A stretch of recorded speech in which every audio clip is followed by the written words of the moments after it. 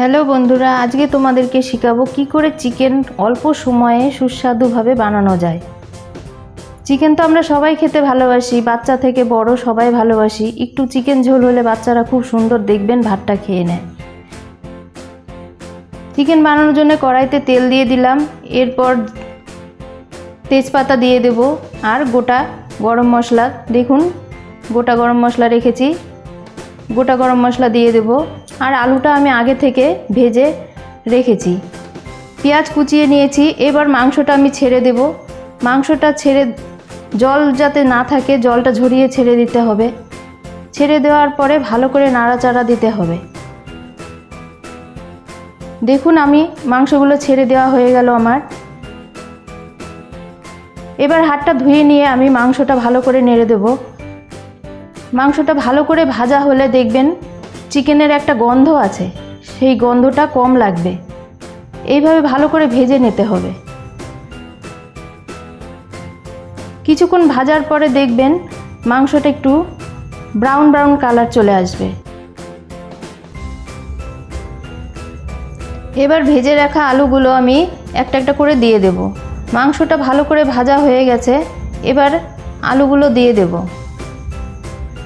এদিকে পেঁয়াজটা আমি কুচি করে রেখেছি। দেখুন এবার মাংসর সাথে আলুগুলো ভালো করে নেড়ে দেব। নাড়া হয়ে গেলে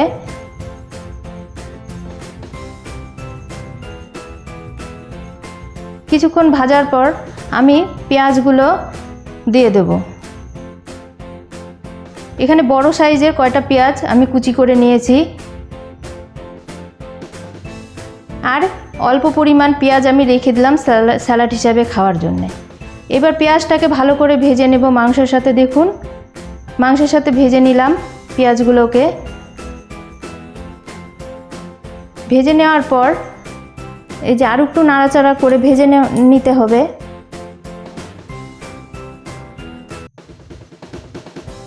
মাংসটা দেখুন খুব সুন্দর একটা ব্রাউন কালার চলে আসছে ভাজার পর।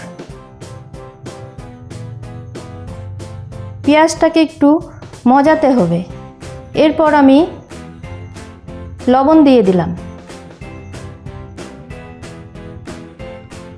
এবার লবণটাকে ভালো করে নেড়েচেড়ে নিলাম।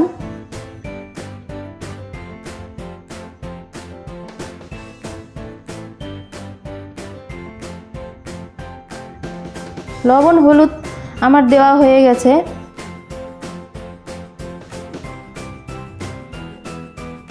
এবার আমি দুটো টমেটো পিস পিস করে কেটে রেখে দিয়েছি এই চিকেনে দেওয়ার জন্যে।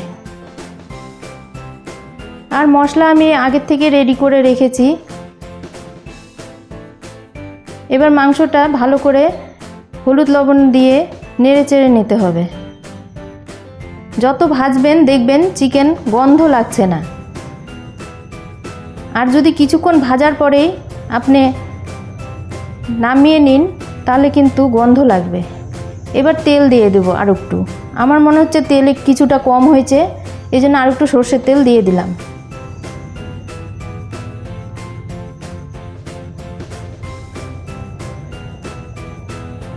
এবার ভালো করে আর একটু কষিয়ে নেব।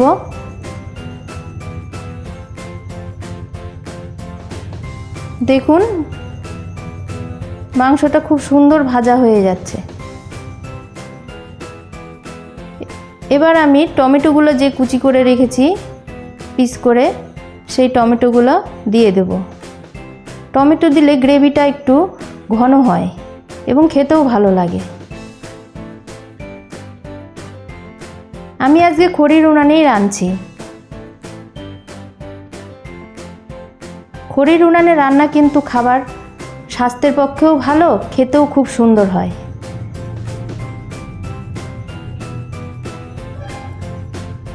এই দেখুন টমেটোটা একটু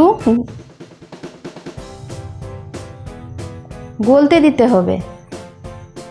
এবার আমি মশলা যে করে রেখেছি মশলাটা দিয়ে দিলাম। এখানে লঙ্কা, পেঁয়াজ, আদা, রসুন, জিরা বাটা আছে, আর সাথে কয়েকটা শুকনো লঙ্কা দিয়েছি কালারের জন্যে। এবার আমার মশলার সাথে মাংসটা ভালো করে কষিয়ে নেব।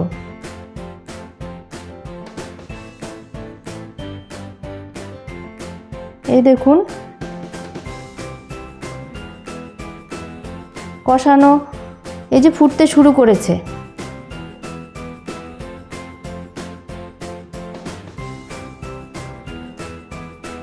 খড়ির উনানে রাঁধতে সময় লাগে না, তবে সব জোগাড় করে নিয়ে বসলে রান্নাটা এগোয়। এই দেখুন জিভে জল চলে আসার মতো মাংসটাকে দেখতে লাগছে। দেখুন কত সুন্দর কালার এসেছে। এবার আমি একটু মিট মশলা দিয়ে দেব, সানরাইসের মিট মশলা, আরও খেতে ভালো লাগবে। জল দিয়ে মিট মশলাটা গুলিয়ে কড়াইতে ঢেলে দেব মাংসের মধ্যে। এবার ভালো করে নাড়াচাড়া দেব।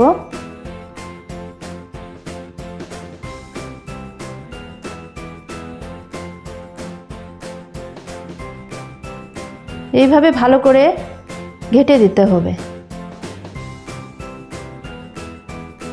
যেহেতু মাংস হতে সময় লাগে বেশি, সেহেতু আমি মোটা মোটা খড়ি উনানে দিয়ে দিয়েছি।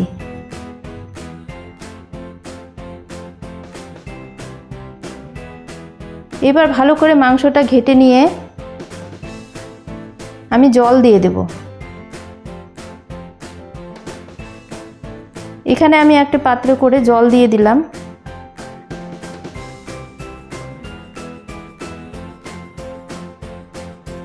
এবার আরও কিছুক্ষণ কষাতে হবে। এইভাবে যতটা সময় কষাবেন, যত বেশি সময় ধরে কষাবেন, মাংসটা খেতে খুব সুন্দর হবে।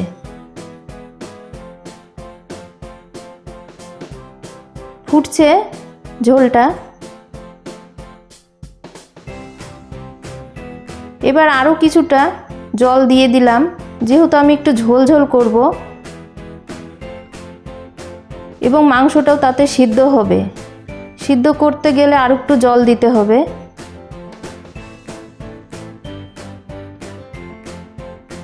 এই দেখুন ঝোলটা ফুটছে। আমার মনে হচ্ছে রংটা একটু কম হয়েছে, এই জন্য আর একটু হলুদ গুঁড়ো দিয়ে দিলাম।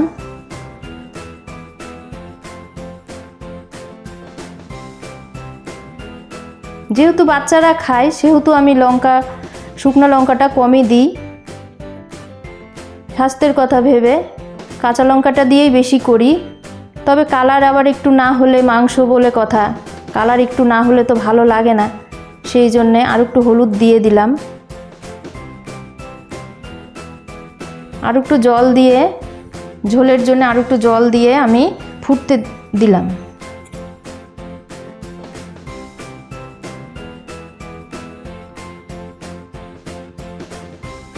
এবার যখন মাংসটা ফুটতে থাকবে,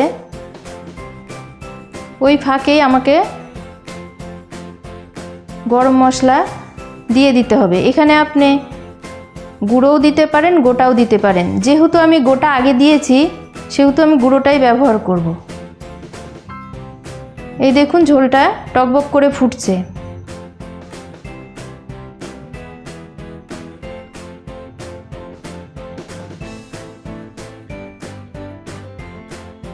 লবণ একটু কম লাগছিল বলে আর একটু লবণ দিয়ে দিলাম। এবার গরম সানরাইসের গুঁড়ো মশলা দিয়ে দিলাম। এই দেখুন গ্রেভিটা অনেকটা গাঢ় হয়ে গেছে এবং আমার মাংসটা রান্না তৈরি। এবার আমি ছেলেদের ভাত দেব খেতে। দুটো ঠাল বেড়ে ফেলেছি তাদেরকে ভাত দেওয়ার জন্যে। এই দেখুন, এইভাবে আপনারাও আপনাদের বাচ্চাদের চিকেন খুব সহজে বানিয়ে দিলে পরে তারা খুব সুন্দর ভাত খাবে। ভিডিওটা ভালো লাগলে অবশ্যই সাবস্ক্রাইব করে দেবেন।